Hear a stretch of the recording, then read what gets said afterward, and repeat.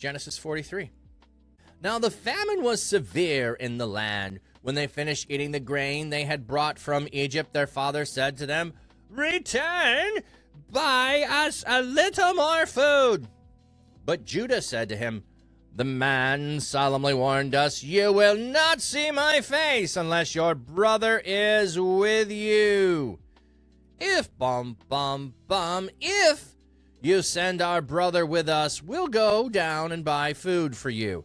But if if you will not send him, we will not go down there, because the man said to us, 'You will not see my face unless your brother is with you.'" Israel said, "Why did you bring this trouble on me by telling the man you had one more brother?"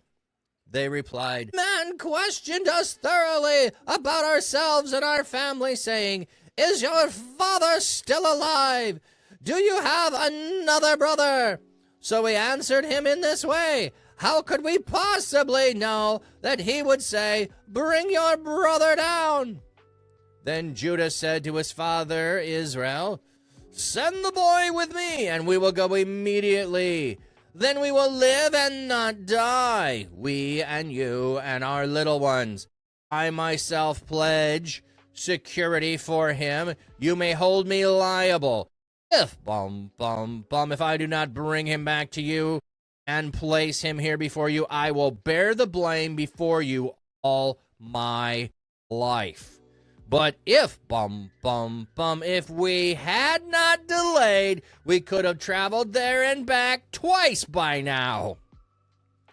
Then their father Israel said to them, "If, if it must be so, then do this. Take some of the best produce of the land in your bag, and take a gift down to the man, a little balm and a little honey, spices and myrrh, pistachio and almond. Take double the money with you. You must take back the money that was returned in the mouth of your sacks. Perhaps it was an oversight. Take your brother too, and go right away to the man. May the sovereign Lord grant you mercy before the man, so that he may release your brother and Benjamin. As for me, if if I lose my children, I lose them." So the men took their gifts and took double the money with them, along with Benjamin. They hurried down to Egypt and stood before Joseph. When Joseph saw Benjamin with them, he said to the servant who was over the household, "Bring the men to the house, slaughter an animal and prepare it, for the men will eat with me at noon." The man did just as Joseph had said. He brought the men into Joseph's house. But the men were afraid when they were brought to Joseph's house. They said, "We are being brought in because of the money that was returned in our sack last time.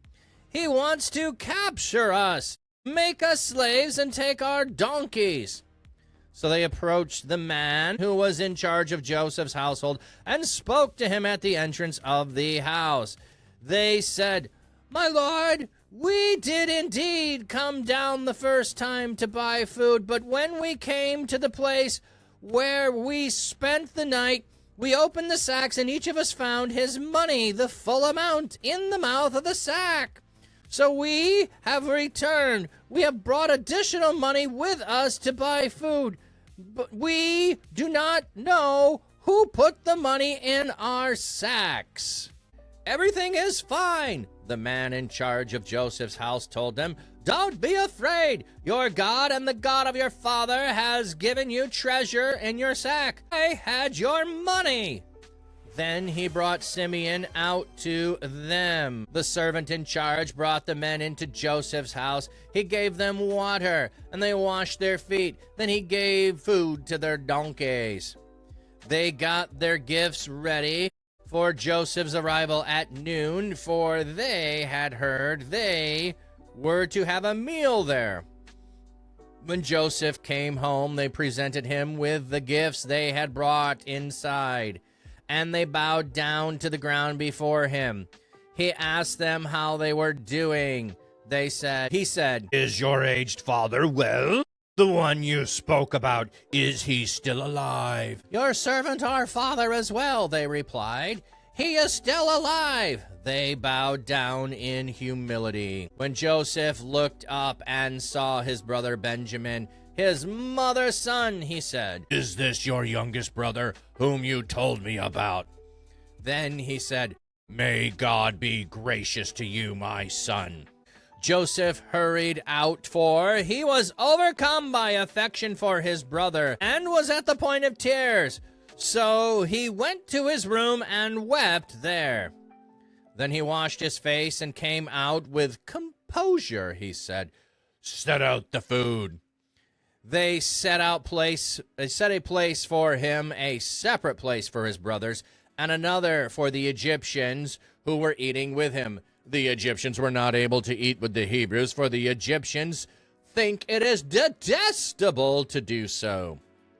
They sat before him arranged by order of birth, beginning with the firstborn and ending with the youngest.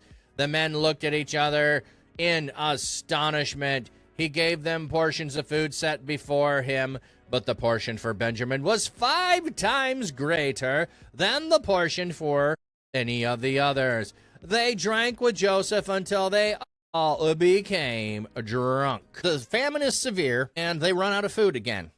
So, Dad's like, "Hey, you gotta go back. You've got to go back and get more food." And Judah is, "We can't go, Dad. We can't go. We told you we can't go. The only way we're gonna go is if we have our brother with. Man won't see us. We won't get any food. That's going to waste our time. We're not going to go. And if you would have given him to us, we could have gone there and back twice by now. So we wouldn't have fully run out of food if you'd have let us go back again. We could have done it twice. That's how long you have waited." Okay, so I don't know how long that is. If that's a year, if it's 3 months, 6 months, don't know what it is.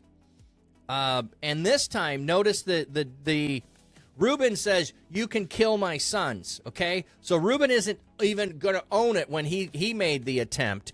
Judah is, "You can hold this over my head the rest of my life. I will ever be the guilty one. I will own the guilt in front of you. I will be permanently held guilty for it if I don't return Benjamin safely." And with that pledge, now Dad is inclined to go down. But Dad's like, "Well, we got to do more than this. We got to tip our hand." And I'm going to go, this is going to sound a whole lot like going to restore the relationship with Esau. So now, although Jacob is doing this, it really is the 10 brothers, the 9 brothers, restoring relationship with Joseph.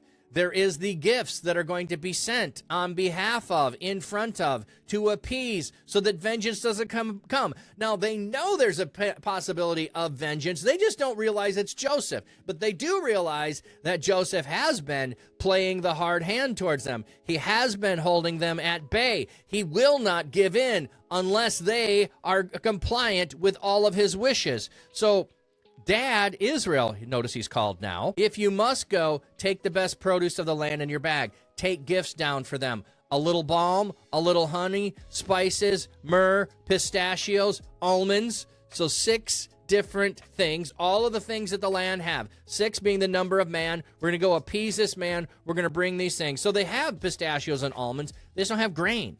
Okay, they don't have the daily thing. They have some honey and they have some spices and some myrrh. These are things they store up. A little balm. Like, here's things we can bring. We're going to send these. We're going to give these first. And we're going to bring the money left in our bags from last time. And we're going to bring money for this time. So we're going to have all of these things. They're going to go before you. They're going to make an appeasement. They're going to be smoothing the way so that nothing can go wrong. And then you can take your brother with. And he also pronounces a blessing upon them. "May the sovereign God grant you mercy before the man, so that you may release your brother and Benjamin."